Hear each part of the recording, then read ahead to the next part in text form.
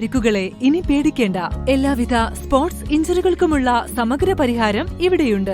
ABC orthopaedic hospital, near Kairali theatre, Calicut road, Manjeri. Vellappally Natesan നടത്തുന്ന പ്രസ്താവനകൾ താൻ വഹിക്കുന്ന ഉത്തരവാദിത്തത്തിനും ചുമതലക്കും നിരക്കുന്നതാണോ എന്ന് ചിന്തിക്കണമെന്ന് CPM general secretary MA baby Malappuram press ക്ലബിന്റെ മീറ്റ് ദ ലീഡർ പരിപാടിയിൽ സംസാരിക്കുകയായിരുന്നു അദ്ദേഹം. യഥാർത്ഥത്തിൽ വെള്ളാപ്പള്ളി നടേശൻ താൻ വഹിക്കുന്ന ഉത്തരവാദിത്വവും ചുമതലയും അത് ശ്രീനാരായണ ഗുരുവിൻ്റെ നാമധേയത്തിൽ കൂടി പ്രവർത്തിക്കുന്ന SNDP യോഗത്തിൻ്റെ ജനറൽ സെക്രട്ടറി സ്ഥാനമാണ്. ആ സ്ഥാനത്തിന് നിരക്കുന്നതാണോ എന്ന് അദ്ദേഹത്തിന് തന്നെ സംശയം തോന്നേണ്ട തരത്തിലുള്ള ചില അഭിപ്രായ പ്രകടനങ്ങൾ അദ്ദേഹം നടത്തിയിട്ടുണ്ട്. അങ്ങനെ വന്നപ്പോൾ CPIMൻ്റെ സംസ്ഥാന സെക്രട്ടേറിയറ്റ് അതിനെക്കുറിച്ച് പ്രസ്താവന ഇറക്കുകയുണ്ടായി. നിങ്ങളത് കണ്ടിരിക്കും, ഞാനും അത് കണ്ടിട്ടുണ്ട്. അപ്പം അത്തരത്തിൽ ശ്രീ വെള്ളാപ്പള്ളി നടേശനെ സംരക്ഷിക്കാനോ അദ്ദേഹം പറയുന്ന എല്ലാത്തിനെയും ന്യായീകരിക്കാനോ ഇടതുപക്ഷ ജനാധിപത്യമോ CPM തയ്യാറായിട്ടില്ല. ഒരു പ്രസ്താവന തന്നെ ഇറക്കിക്കൊണ്ട് അദ്ദേഹത്തിൻ്റെ ചില നിലപാടുകളോട് സഹകരിക്കാൻ ആ ചില നിലപാടുകൾ കണ്ടില്ലെന്നടിക്കാൻ കഴിയില്ല CPIMന് എന്ന നിലയിൽ മിക്കവാറും പത്രങ്ങളിലല്ലാതെ വന്നതാണ്. അപ്പോൾ അതിനപ്പുറം ഈ വെള്ളാപ്പള്ളി നടേശനെ എന്തോ സംരക്ഷിക്കാൻ വേണ്ടി CPIM ശ്രമിക്കുന്നു, CPIMലെ നേതാക്കന്മാർ ശ്രമിക്കുന്നു എന്നെല്ലാമുള്ള തരത്തിലുള്ള ഒരു അതിശയോക്തിപരമായ ആഖ്യാനം ബോധപൂർവം പ്രചരിപ്പിക്കുന്നുണ്ട്. അപ്പോൾ അതിനെക്കുറിച്ച് ഞങ്ങൾക്കൊരു വിവരമുണ്ട്.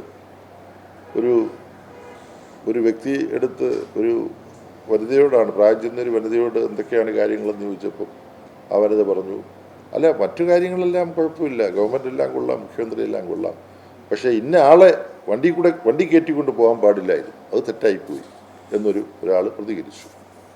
ഞാൻ മനസ്സിലാക്കിയ സംഭവം, നടന്ന സംഭവം.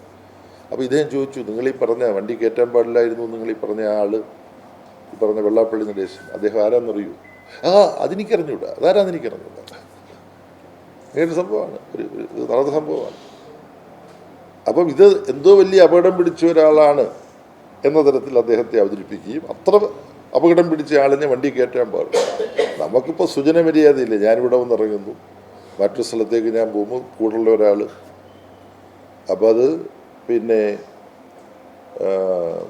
കൗമുദി TV പ്രവർത്തിക്കുന്ന ആളാകാം, പിന്നെ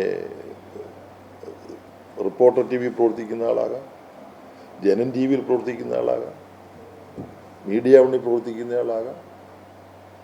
അപ്പം ആ പോകുന്ന വഴിക്ക് ഞാനും വരുന്നുണ്ട്, ശരി കയറിക്കുമെന്ന് ഞാൻ പറയും. അതൊരു സുജന മര്യാദയാണ്. ഇവരൊരുമിച്ച് ഒരു സ്ഥലത്ത് ചെന്നു, അവിടെ ചെറിയ ദൂരം യാത്ര ചെയ്യാണ്. അപ്പം അതൊരു അംഗീകാരം കൊടുക്കലല്ല, അത് വളരെ യാദൃച്ഛികമായ ഒരു സംഭവമാണ്.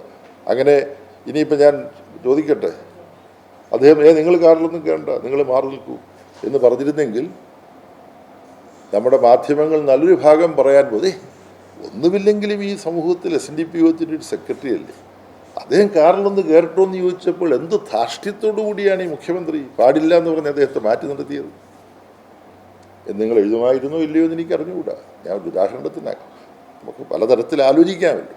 അപ്പോൾ ഇത് പിണറായി വിജയൻ ഗവൺമെൻറ് എന്താണ് കേരളത്തിൻ്റെ വികസനത്തിന് വേണ്ടി ചെയ്തിട്ടുള്ളത്, ജനക്ഷേമത്തിന് വേണ്ടി ചെയ്തിട്ടുള്ളത്?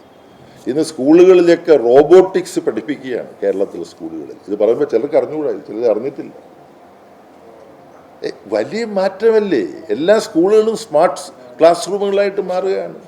പാലങ്ങൾ, റോഡുകൾ, കുണ്ടും കുഴിയുമില്ലാത്ത റോഡുകൾ, പ്രാഥമിക ആരോഗ്യ കേന്ദ്രങ്ങളായി ഉച്ചവരെ മാത്രം ഒരു ഡോക്ടറെയും നഴ്സിനെയും വെച്ച് പ്രവർത്തിച്ചിരുന്നതെല്ലാം സാമൂഹ്യ ആരോഗ്യ കേന്ദ്രങ്ങളായിട്ട് മാറുന്നു. 3 ഡോക്ടർമാരും നഴ്സുമാരുമുണ്ട്, വൈകുന്നേരം വരെ പ്രവർത്തിക്കുന്നു. ഇങ്ങനെല്ലാമുള്ള മാറ്റങ്ങൾ, ആ മാറ്റങ്ങൾക്ക് നേതൃത്വം കൊടുക്കുന്ന മുഖ്യമന്ത്രിയാണ്. ആ മുഖ്യമന്ത്രി 1.5 കിലോമീറ്റർ യാത്ര ചെയ്തപ്പോൾ അദ്ദേഹത്തിൻ്റെ കൂടെ ആരാ കാറിൽ കയറിയത് എന്നുള്ളത് കേന്ദ്ര ചർച്ചാ വിഷയമാക്കുക എന്ന് പറയുന്നത്